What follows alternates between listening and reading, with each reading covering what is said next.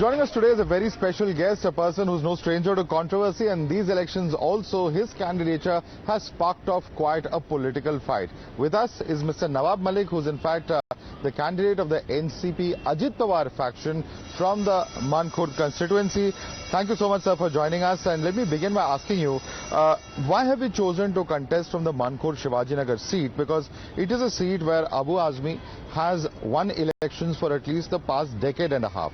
What prompted you to choose this seat? When I released on the bail on medical ground, after 2 months I resumed my office. I was attending my office at 10 o'clock. Then my daughter, she is having 2 daughters and husband, from sending girls to the school, her personal work, then she was attending at 11 o'clock.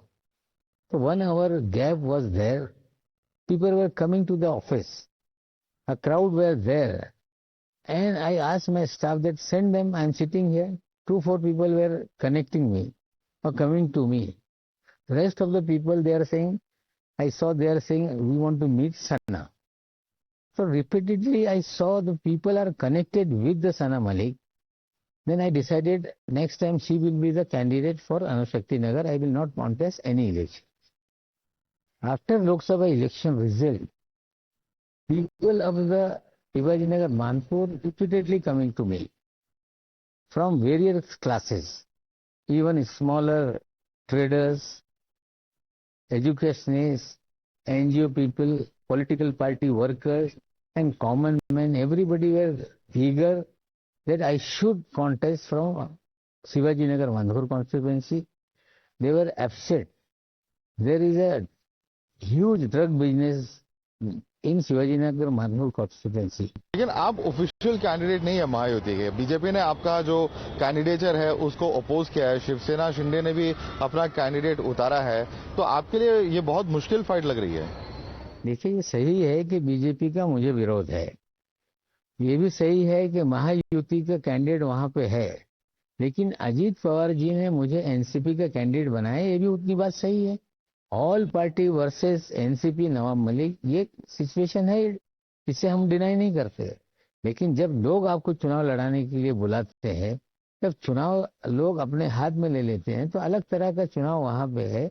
और मुझे लगता है जब नतीजा आएगा तो चौंकाने वाला होगा. जी, पर क्या एक तरह की स्ट्रैटेजी है कि मुस्लिम वोट को बांटा जाए? क्योंकि अबू आजमी जी हैं और आप हैं, तो जाहिर तौर पे जो मुस्लिम वोट है वो तो बटेगा ही वहां पे. देखिए, ऐसा है, लोकसभा का आप रिजल्ट देखोगे तो लोकसभा में 1,18,000 के करीब वोट मिला है महाविकास आघाड़ी को और 28,000 के करीब वोट मिला है महायुति को. तो 90,000 का डिफरेंस वहां पे है.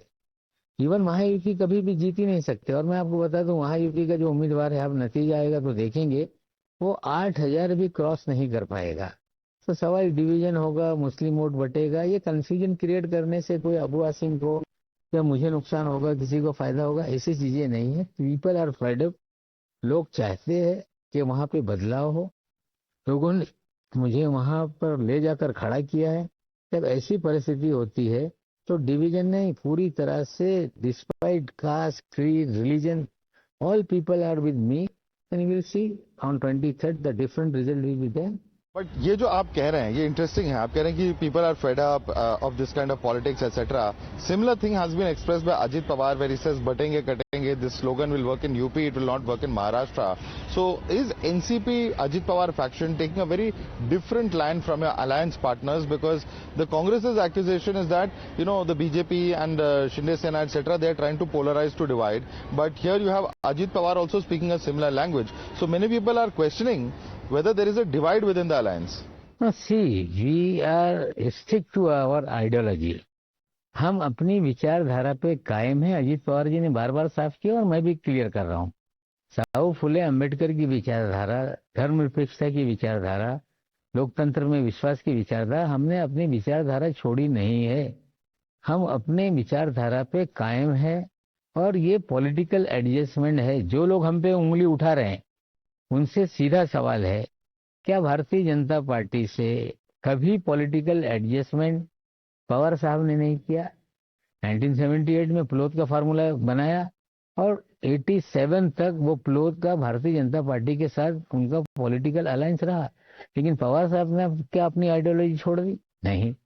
समाजवादी पार्टी का जब जनता दल का फॉर्मेशन हुआ 89 में, मुलायम सिंह जी जब मुख्यमंत्री बने तो भारतीय जनता पार्टी के साथ चुनाव लड़े, भारतीय जनता पार्टी के सपोर्ट से मुख्यमंत्री बने। लालू यादव जी का बिहार में वही राजनीति थी। जो आज लोग हैं, तमिलनाडु के जो स्टैलिन हैं, वो भी कहीं ना कहीं अटल जी की सरकार में भारतीय जनता पार्टी के साथ वो लोग थे। झारखंड के नेता भी उनके साथ थे, ममता जी भी उनके साथ थी। इवन जब 84 में राजीव गांधी प्रधानमंत्री थे, उसके बाद जो चुनाव हो रहा था, नेशनल लेवल पे जो अलायंस बन रहा था रामो वामो का, उनका भी भारतीय जनता पार्टी से एडजस्टमेंट था। वीपी सिंह की सरकार में दोनों लोग समर्थन कर रहे थे। तो सभी पॉलिटिकल पार्टी ने अपनी आइडियोलॉजी को कायम रख के पॉलिटिकल एडजस्टमेंट किया है। अजीत पवार पहले व्यक्ति नहीं कि जिन्होंने इस तरह की राजनीति की है, लेकिन जो भी विचारधारा है उस पर हम कायम है। देखिए, महाराष्ट्र में अलग तरह की एक इस बार चुनाव है, पूरी एक हवा, कहीं भी कोई वेव किसी की नहीं है। नतीजे एकदम कांटे की लड़ाई है, टफ फाइट हो रही है। नतीजे आएंगे, अजीत पवार किंग मेकर होंगे, हम लोग किंग मेकर होंगे। बिल्कुल, ये बहुत बड़ी चीज आप कह रहे हैं। बिल्कुल he will be the king maker. किसी के पास इतनी सीटें नहीं आएगी कि किसी को छोड़कर कोई सरकार बना ले। अजीत पवार ये डिसाइडिंग फैक्टर बनेंगे, किंग मेकर होंगे और अपनी शर्तों में हम सरकार में रहेंगे। लेकिन जो उन्होंने अलग पोजीशनिंग ली है, क्या इसका मतलब है कि वो चुनाव के बाद सारे ऑप्शंस खुले हैं दोनों? राजनीति में कुछ भी संभव है। 2019 में कोई बोल सकता था कि ये इस तरह की सरकार महाराष्ट्र में बन सकती है? चीजें, नतीजे आने दीजिए, अपनी शर्तों पे ही सरकार में हम जाएंगे और 2024 के जो भी नतीजे आएंगे, अजीत पवार उसमें किंग मेकर होंगे। और हमें लगता है कि चुनाव के नतीजे आने दीजिए, देखिए चीजें क्या होती है। लेकिन आप क्योंकि शरद पवार जी के भी पास है और कह रहे हैं कि सारी चीजें हो सकती हैं, तो क्या पॉसिबल है कि शरद पवार जी और अजीत पवार जी एक साथ आ जाएं चुनाव के बाद? एक हिंदी में कहावत है कि पानी पे लाठी मारने से पानी अलग नहीं होता। परिवार है, सभी कार्यकर्ता दोनों तरफ के चाहते हैं कि लोग एक हो जाए। महाराष्ट्र में जनता भी चाहती है कि दोनों नेता एक हो जाए, लेकिन जब तक दोनों नेता तय नहीं करेंगे तब तक ये चीजें संभव नहीं है कि दोनों नेताओं को तय करना है। अलायंसेस की तो आप बात कर ही रहे हैं, लेकिन आप क्या कहेंगे जो फडणवीस जी और बाकी जो बीजेपी लीडर्स हैं, they are alleging that you have the terror links with Dawood Ibrahim, your candidature can not be supported, उनसे आप क्या कहेंगे? नहीं, मुझे उनका समर्थन चाहिए नहीं। मुझ पे बहुत ज्यादा प्यार है लोगों का और ऐसा ही प्रेम वो मेरे ऊपर बनाए रखे। सवाल है जो दाऊद इब्राहिम, टेरर लिंक, ये सब गलत मुझ पे इल्जाम लगाए गए हैं। मैंने बार बार कहा है कि मैं उससे एग्जामिन करूंगा और जो मेरी बदनामी की जा रही है, मेरी इमेज ब्लाइंड करने की कोशिश की जा रही है, हम इसमें नोटिसेस भेजेंगे। अगर लोगों ने माफी नहीं मांगी तो हम criminal as well as civil defamation के सूट सब पर फाइल करेंगे। जो आपकी बेटी के खिलाफ, सना मलिक के खिलाफ जो खड़े हैं, वो एनसीपी एसपी के कैंडिडेट है, एक यंग फेस है, एक मुस्लिम फेस है। क्या is this what is happening in Anushakti Nagar, is it a retaliation to your candidature? आप उसे कैसे देखते हैं? He was with Samajwadi Party, he was a चेलर to Abu Asim Azmi. He try me to threaten, अगर यहाँ लड़ोगे तो हम वहां लड़ा देंगे। He is non entity. मुझे लगता है 5-6 साल पहले मुंबई शहर में आए, जिसे मुंबई नहीं पता है, जिसे अणुशक्ति नगर क्या है वो नहीं पता, बाउंड्रीज कहाँ है, डेमोग्राफी कैसी है, वहाँ के लोग क्या है, उनकी पहचान कैसी है, ये जिनको पता ही नहीं, बाहर से आके लोग चुनाव लड़ते हैं। लड़ना चाहिए। तो हमें लगता है कि उनका वाइफ की वजह से कोई क्लाउड देख के और सामने या नेताओं ने टिकट दिया है, ठीक है दिया है। हमें लगता है इतना आसान कैंडिडेट हमारे सामने है अणुशक्ति नगर में, इससे आसान कैंडिडेट नहीं हो सकता। जी सर, सवाल ये भी उठता है कि एक पिटीशन फाइल की गई है जिसमें आपकी बेल कैंसिल की जाए। ऐसे टाइम पे जब आप चुनाव लड़ रहे हैं तो आपके कैंपेन पे don't you think it will? आज लिस्ट हुआ है, वो आज लिस्ट हुआ है और उस पर क्या होता है देखेंगे। हमारे वकील वहां खड़े रहेंगे। मुझे सुप्रीम कोर्ट ने बेल दिया है और हाई कोर्ट में याचिका दायर हुई है। देखते हैं न्यायालय क्या फैसला करेगा। हमारे वकील भी वहां खड़े रहेंगे। लेकिन जिस तरह से मैं बोलने लगा, जिस तरह से पॉलिटिकली मैं एक्टिव हो गया, मुझे लगता है जिन लोगों को तकलीफ हो रही है उसके पीछे वे खड़े हैं। लेकिन एक सवाल आपसे, आखिरी सवाल, क्योंकि आप अजीत पवार जी से भी आपकी बातचीत है, बताया जाता है कि आप शरद पवार जी के भी क्लोज हैं, कभी पर्सनल बातचीत में पॉसिबिलिटी वापस रियूनाइटेशन की कभी बात हुई है? सभी लोग चाहते हैं लोग एक हो जाए। पहले भी मैंने कहा मेरे तो ताल्लुका उद्धव जी से भी अच्छे हैं। मैं तो उनका आभारी हूँ, पवार साहब का, उद्धव ठाकरे जी का। क्या केजरीवाल जी जेल में रहकर मुख्यमंत्री रहे और नवाब मलिक दूसरा ऐसा व्यक्ति है कि जेल में भी वो मंत्री रहा। सरकार गिरी तो मेरा मंत्री पद चला गया, लेकिन मुझे हटाया नहीं गया। तो मेरे संबंध सबसे अच्छे हैं। जी, इस बार मैं कुछ और इश्यूज पे आना चाहूंगा जो महाराष्ट्र में इंपॉर्टेंट लग रहे हैं। All India Muslim personal law board ने कल एक प्रेस कॉन्फ्रेंस पे अनाउंस किया है कि करीब 260 के आसपास कैंडिडेट्स वो सपोर्ट कर रहे हैं और वो महाविकास आघाड़ी के कैंडिडेट्स हैं। इसका क्या असर आप देख रहे हैं इस पूरे? नहीं, मुझे आप नहीं दूसरे अलायंस की तरफ से नहीं, मुझे नहीं लगता महाविकास आघाड़ी को ही उन्होंने सपोर्ट किया। उन्होंने अलग जगह अलग अलग लोगों को सपोर्ट किया है। जैसे कुर्ला में हम लोग बैठे हैं, एक इंडिपेंडेंट को सपोर्ट किया है जिसका जो हस्बैंड है वो एक नोटोरियस कॉप था।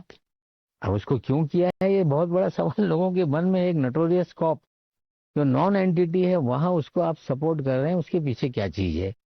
अब जहाँ पे ड्रग को लेके पूरा मुसलमान खिलाफ है, आप वहां पे समाजवादी पार्टी को सपोर्ट कर रहे हैं।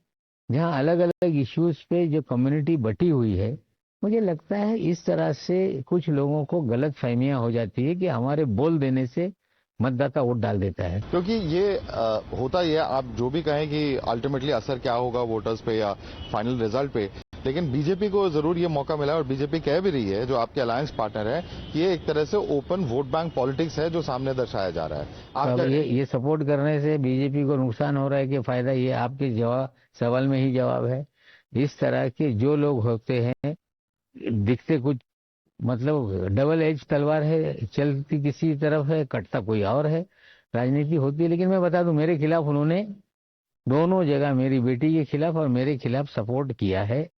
लेकिन मैं आपको बता दूं, जहां उन्होंने सपोर्ट डिक्लेयर किया है, कुर्ला, जहां मैं पहले एमएलए था, अणुशक्ति नगर जहां मेरी बेटी चुनाव लड़ रही है, शिवाजी नगर जहां मैं चुनाव लड़ रहा हूं, तीनों जगह उनके सपोर्ट का असर नहीं होगा। उसके उलट लोग वोटिंग करेंगे। जी, और आप क्या कहेंगे कि जो उलेमा बोर्ड, एक खबर आई थी कुछ दिन पहले, आपने भी देखी होगी, कि उलेमा बोर्ड ने 10% रिजर्वेशन मांगा था, ये अनकॉन्स्टिट्यूशनल है बीजेपी का कहना, और कुछ कोर्ट के जजमेंट्स भी हैं जहां आंध्र प्रदेश और कुछ और राज्यों में किया गया है रिजर्वेशन धर्म के आधार पर नहीं हो सकता। नहीं, तो आप इस डिमांड को आप कितना लेजिटिमेट समझते? धर्म के आधार पे तो रिजर्वेशन से रोका भी गया।